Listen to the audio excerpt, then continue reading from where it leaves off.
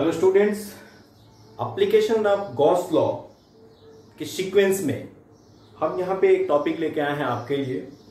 Topic है कि electric field due to infinitely long straight uniformly charged conductor. यानी एक कंडक्टर है हमारे पास या एक वायर है जिसका लेंथ इनफाइनाइट है या आप कह सकते हैं कि अनडिफाइंड लेंथ है और उस पे यूनिफॉर्मली पॉजिटिव चार्ज सपोज किया हमने दे रखा है और इस वायर के वजह से किसी पॉइंट पे, किसी सर्टेन पॉइंट पे, यानी वायर से परपेंडिकुलर डिस्टेंस आर पे, ये आर जो है वायर से परपेंडिकुलर डिस्टेंस है, परपेंडिकुलर डिस्टेंस आर पे किसी सर्टेन पॉइंट पे हमें इलेक्ट्रिक फील्ड की वैल्यू फाइंड करनी है। क्लियर है? तो टॉपिक बिल्कुल क्लियर कि field due to infinitely long straight uniformly charged wire, ये सारे इंफॉर्मेशन है जिसमें हमें इलेक्ट्रिक फील्ड की वैल्यू फाइंड करनी है। क्लियर?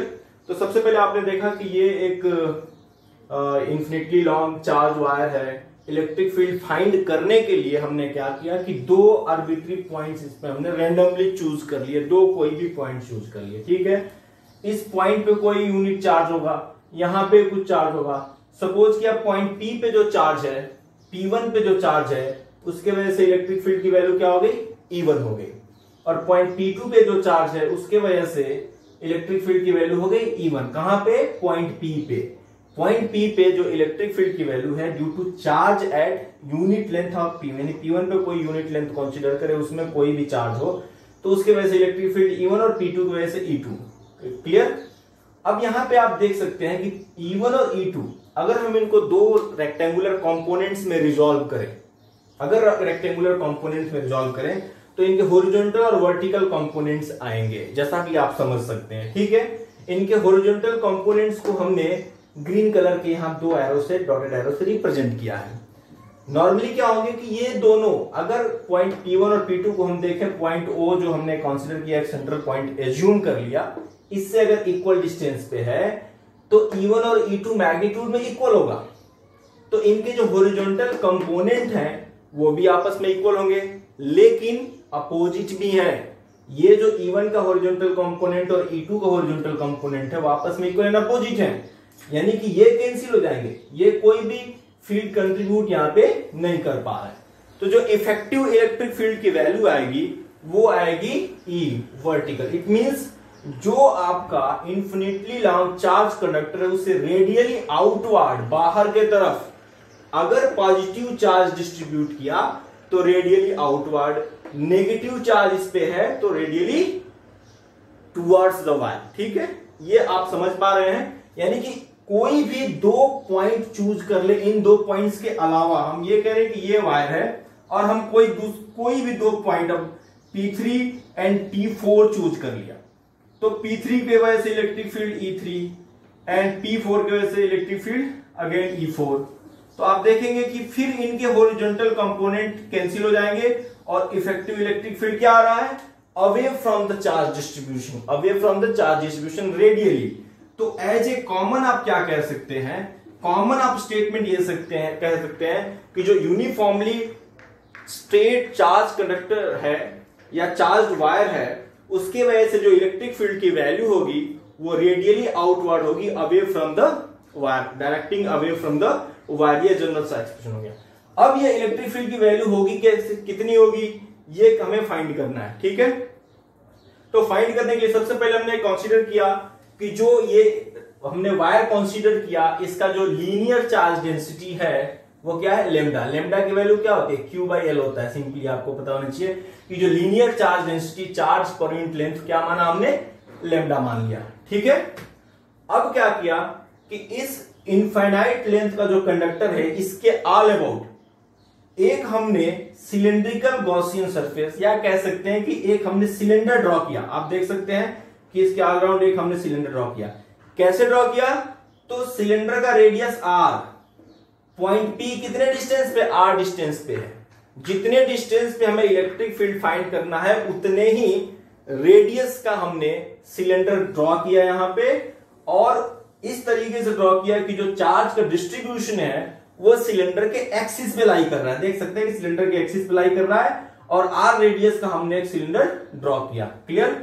वो सिलेंडर जो हमने इमेजिन किया उसका लेंथ कितना है, एल लेंथ हो गया और रेडियस आर हो गया। जिस पॉइंट पे हमें इलेक्ट्रिक फील्ड की वैल्यू फाइंड करनी है, पॉइंट पी, उसके अबाउट हमने एक एलिमेंट्री सरफेस ले लिया या एरिया एलिमेंट ले लिया, डीएस। डीएस क्या है, एन कैप के अलावा, n cap means normal to the radially outward कह सकते हैं, clear, away from the acting away from the charge distribution. तो ये एरिया एलिमेंट डीएस, इस एरिया एलिमेंट डीएस के थ्रू इलेक्ट्रिक फील्ड की वैल्यू कितनी हो गई, ई हो गई, क्लियर। तो अब यहां से हम क्या कह सकते हैं कि according to definition of flux, small amount of flux through area element ds is d phi is equal to E dot ds। E dot ds अब क्या कह सकते हैं, E क्या है, इलेक्ट्रिक फील्ड, इलेक्ट्रिक फील्ड। अब आप यहां पे ये देखते हैं कि इलेक्ट्रिक फील्ड की वैल्यू इस जो आपने ये सिलेंडर ड्रॉ किया है या सिलिंड्रिकल गॉसियन सरफेस ड्रॉ किया है, इसके कर्व के हर एक पॉइंट पे, क्योंकि इक्वल डिस्टेंस है ना, आर रेडियस का सिलेंडर है, तो हर एक पॉइंट पे इलेक्ट्रिक फील्ड की वैल्यू क्या मिलेगी आपको, इक्वल मिलेगी। कोई भी पॉइंट चूज कर ले, इलेक्ट्रिक फील्ड की वैल्यू कांस्टेंट है एंड इट इज रेडियली और normally acting normally away from away या टुवर्ड्स, पॉजिटिव के लिए अवे और नेगेटिव के लिए towards the charge distribution. So E dot DS, या इसको हम ऐसे भी लिख सकते हैं कि ई डीएस कॉस 0 डिग्री, क्योंकि दोनों का डायरेक्शन सेम है, तो ई डीएस कॉस 0 डिग्री, ये डी फाई की वैल्यू हो गई, क्लियर। अब यहां से आपको टोटल फ्लक्स अगर जानना है, टोटल फ्लक्स की बात करें, total flux through the curved surface, ध्यान देना है कर्व्ड सरफेस की बात कर रहे हैं, total flux through the curved surface क्या हो जाएगा, phi is equal to, electric field तो कांस्टेंट है हर एक पॉइंट पे कर्व्ड सरफेस के, dot d s, clear, for whole surface. अब ये किसका सरफेस है, डीएस किसका है, एरिया एलिमेंट है, curved surface of cylinder, cylinder के कर्व्ड सरफेस पे हमने डीएस को कंसीडर किया है, तो डीएस का इंटीग्रेशन क्या होगा, डेफिनेटली कर्व्ड सरफेस, यानी कि इसको लिख सकते हैं कि E into 2 pi r L, समझ आया, 2 पाई आर एल कहां से आया, कर्व्ड सरफेस ऑफ सिलेंडर, क्यों, क्योंकि DS is the area element of curved surface area of cylinder, ठीक है। तो जब इंटीग्रेट करेंगे तो हमें कर्व्ड सरफेस एरिया ही मिलेगा, तो यहां से फाई की वैल्यू मिलती है E into 2 pi r L, clear. ये तो डेफिनेशन से हमें फ्लक्स की वैल्यू मिल रही है। अब जरा बात करें गॉस थ्योरम की, कि इस सरफेस के अंदर या ये जो सिलिंड्रिकल पोर्शन है उसके अंदर कितना चार्ज इंक्लूड है। अच्छा, अब आप ये भी देखें कि ये जो प्लेन सरफेस है सिलेंडर का, ये जो प्लेन सरफेस है, इन प्लेन सरफेसेस के थ्रू कितना फ्लक्स है। तो अगर हम बात करें कि flux through plane faces of cylinder, cylinder के प्लेन फेसेस के थ्रू कितना फ्लक्स है, तो यहां पे इलेक्ट्रिक फील्ड आपको पता है कि लीनियर डिस्ट्रीब्यूशन की वजह से इलेक्ट्रिक फील्ड हमेशा रेडियल होगा, रेडियल ही होगा, इसके पैरेलल एग्जिस्ट नहीं कर रहा है, कैंसिल हो रहे थे, आपने आंख पे देख चुके हैं। तो इसका मतलब कि इलेक्ट्रिक फील्ड और एरिया एलिमेंट के बीच में एंगल कितना होगा, 90 डिग्री, ठीक है। तो हम फाइंड करें फ्लक्स, तो ये हो जाएगा electric field E dot DS, अगर यहां पे एरिया एलिमेंट आप डीएस लेते हैं, अगर डीएस लेते हैं तो ई डीएस, तो इसका मतलब होता है कि E into DS cos 90 degree. यहां पे देखिए इलेक्ट्रिक फील्ड का डायरेक्शन किधर है, रेडियली आउटवर्ड, और एरिया वेक्टर किधर है, दोनों के बीच में 90 डिग्री का एंगल है, तो यानी कि 0।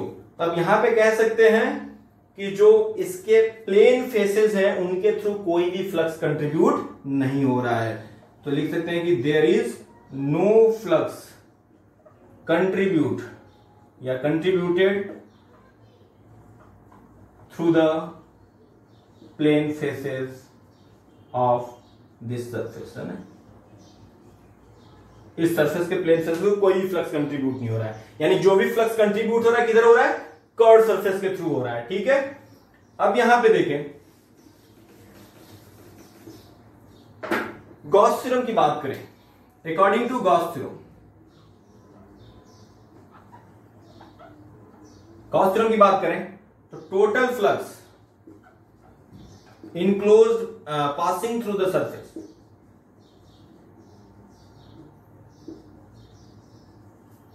Passing through the surface, surface के थ्रू जो टोटल फ्लक्स पास कर रहा है उसकी वैल्यू तो phi is equal to q by epsilon naught, ये तो आपको पता ही है।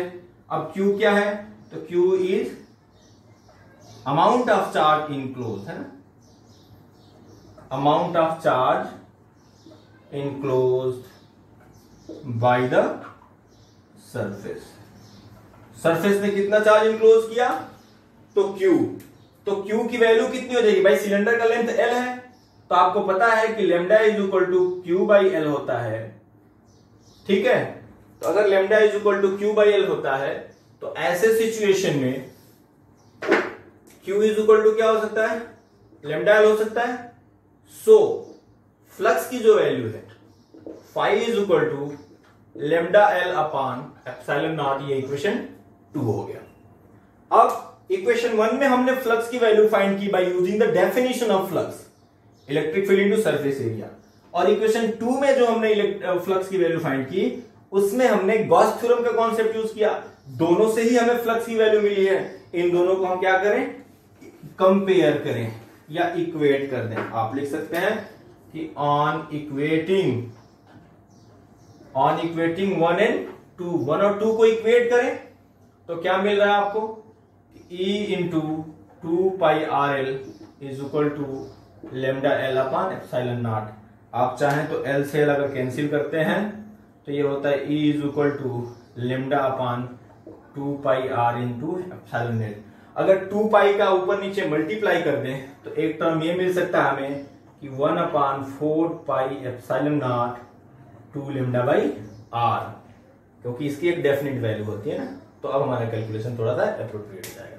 तो यानी कि सीधा सीधा आप क्या लिख सकते हैं कि जो इलेक्ट्रिक फील्ड की वैल्यू है ड्यू टू लाइन चार्ज वो है E is equal to 1 upon 4 pi epsilon naught 2 lambda by r, and direction is acting normally, ये रेडियल है, रेडियल मींस या तो मैं पहले भी बोल चुका हूं कि पॉजिटिव के लिए रेडियली आउटवर्ड और नेगेटिव के लिए रेडियली इनवर्ड। सो इक्वेशन 3 से कुछ इंफॉर्मेशन हमें यहां पे ये मिल रही है कि किसी भी लीनियर डिस्ट्रीब्यूशन है, जो स्ट्रेट लाइन है या स्ट्रेट चार्ज वायर है, उसके वजह से जो इलेक्ट्रिक फील्ड की वैल्यू है एट एनी पॉइंट, वो पोजीशन डिपेंडेंट नहीं है, वो पॉइंट यहां हो यहां हो यहां हो, वो पॉइंट कहीं भी हो, बस डिस्टेंस अगर इक्वल है, डिस्टेंस आर है तो इलेक्ट्रिक फील्ड की वैल्यू सेम होगी। यानी इलेक्ट्रिक फील्ड किस पे डिपेंड कर रहा है, डिस्टेंस पे डिपेंड कर रहा है, inversely proportional to distance of that point, not position, position कोई भी हो, डिस्टेंस पे डिपेंड कर रहा है कि डिस्टेंस, परपेंडिकुलर डिस्टेंस कितना है। क्लियर। दूसरी बात है कि अगर इस डिस्ट्रीब्यूशन का जो चार्ज डेंसिटी है lambda, lambda is more than 0, इसका मतलब क्या होता है, पॉजिटिव, बेसिकली ये पॉजिटिव है कि if lambda is more than 0 positive, तो डायरेक्शन क्या होगा, direction of field is radially outward if lambda is less than 0, इसका मतलब negative, direction of field is radially inward, अंदर की तरफ। ठीक है, इतनी इंफॉर्मेशन मिल गई कि पॉइंट पी पोजीशन पे डिपेंड नहीं कर रहा, डिस्टेंस पे, परपेंडिकुलर डिस्टेंस कितना है, ये जानेंगे तो इलेक्ट्रिक फील्ड की वैल्यू हम फाइंड आउट कर सकते हैं, पोजीशन कोई भी हो। क्लियर है। अच्छा, इस डेरिवेशन के दौरान हमने क्या किया कि इस इनफाइनाइट लेंथ का जो कंडक्टर है वो हमने इमेजिन किया, बट इनफैक्ट एक्चुअल में क्या होता है कि इनफाइनाइट लेंथ का तो कोई कंडक्टर होता नहीं।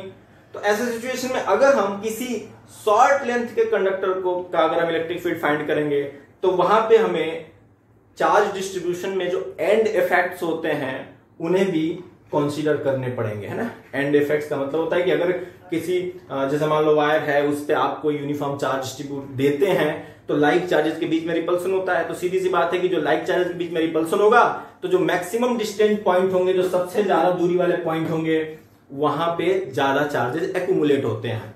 तो हमें एंड इफेक्ट भी कंसीडर करना होता है। लेकिन फिलहाल इस एक्सप्रेशन में हमने इनफाइनाइट लेंथ के लिए फाइंड किया है, तो ये फाइनली उसका एक्सप्रेशन है।